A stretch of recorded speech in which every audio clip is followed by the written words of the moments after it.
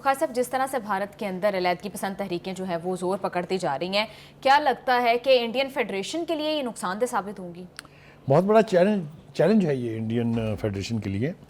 وہاں پر 26 کے قریب چھوٹی بڑی تحریکیں چل رہی ہیں جو آزادی کی تحریکیں ہیں، اور یہ جدوجہد کئی دہائیوں سے جاری ہے. وہاں دو بہت بڑی جو تحریکیں ہیں، ان میں ایک مقبوضہ کشمیر جو ہے وہاں پر چلنے والی جو آزادی کی موومنٹ ہے، اور دوسرا خالصتان.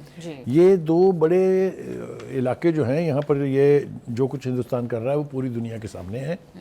بھارتی تجزیہ کاروں کو اگر آپ غور سے سنیں تو اس بات کا ادراک رکھتے ہیں کہ اگر ایک ریاست کبھی ٹوٹنے میں کامیاب ہو گئی تو 20 ٹکڑے ہوں گے کم از کم ہندوستان کے. یہی وجہ ہے کہ وہ مقبوضہ کشمیر میں اپنے آپ کو موجود رکھے ہوئے ہے at a very heavy cost.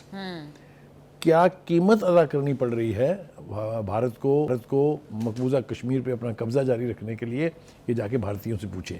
Having said that, اس وقت جو صورتحال ہے وہ یہ کہ وہاں پر نہ ہی تو مائنورٹیز محفوظ ہیں، کیونکہ آپ ایک تفصیل سے ریکال کر کے دیکھ لیجئے، کبھی وہاں کیمپین چلتی ہے کرسچنز کے خلاف، ان کے چرچ جلائے جاتے ہیں، ان کے مسلمانوں کے خلاف. تو خیر ایک پرانا زہر کھائے بیٹھے ہیں نا وہ مسلمانوں کی مسجد. اب آپ دیکھیں مسجدوں میں جا کے نماز پڑھنے پر پابندی ہے، یونیورسٹی میں حجاب لے کے جانے پر پابندی ہے، اور کہتے ہیں ہم سیکولر ہیں.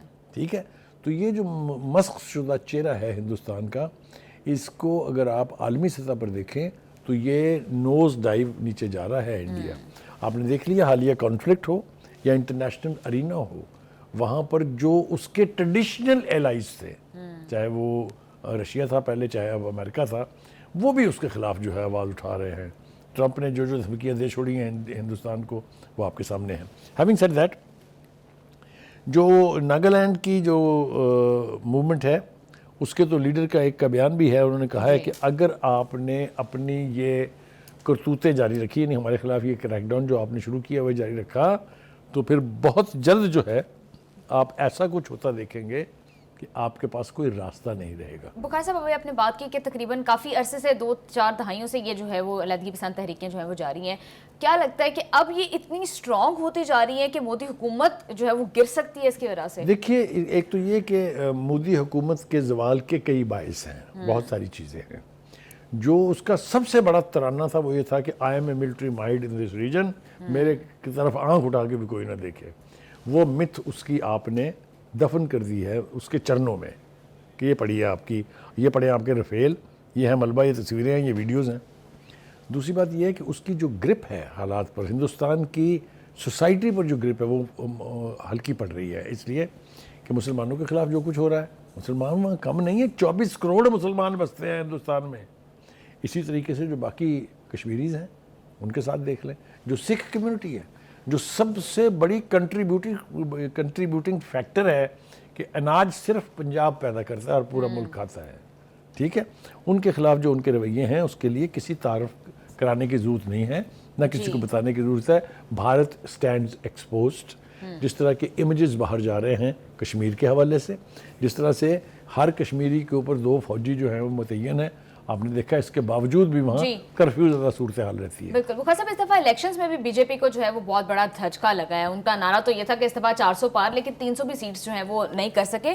تو بخار صاحب، کیا لگتا ہے کہ مودی کا جو ہندوتوا کا ایک نعرہ ہے اس کو اب انڈین جو پیپل ہیں، انڈین لوگ ہیں، وہ نہیں بائی کر رہے ہیں اس طرح سے؟ دیکھیے، ایک تو یہ کہ اس ہندوتا پالیسی کی دنیا بھر میں بہت تذلیل ہوئی ہے. کسی نے اس کو انڈورس نہیں کیا ہے، کسی نے اس کو مانا نہیں ہے، نہ وہ یہ سمجھتے ہیں کہ یہ ہندوستان کے عوام کے حق میں ہے. وہ مودی سرکار جو ہے وہ آر ایس ایس کے جو لوگ ہیں، جو بی جے پی کی روایت ہے اس کے اعتبار سے لگے ہوئے ہیں اس کے اوپر، لیکن اس کے خلاف کتنی ہیٹرڈ ہے، کتنے لوگ مودی کی ان پالیسیوں کے خلاف ہیں. کبھی آپ راہل گاندھی کی یا پرینکا گاندھی کی تقریریں سن کے دیکھیں جو پارلیمنٹ کے فلور پر کھڑے ہو کے مودی کی ایسی تیسی کرتے ہیں، تو آپ کو پتہ چلے گا کہ all is not well in the state of Denmark. وہاں کچھ بھی ٹھیک نہیں ہے. اور جس قسم کے حالات ہم دیکھ پا رہے ہیں،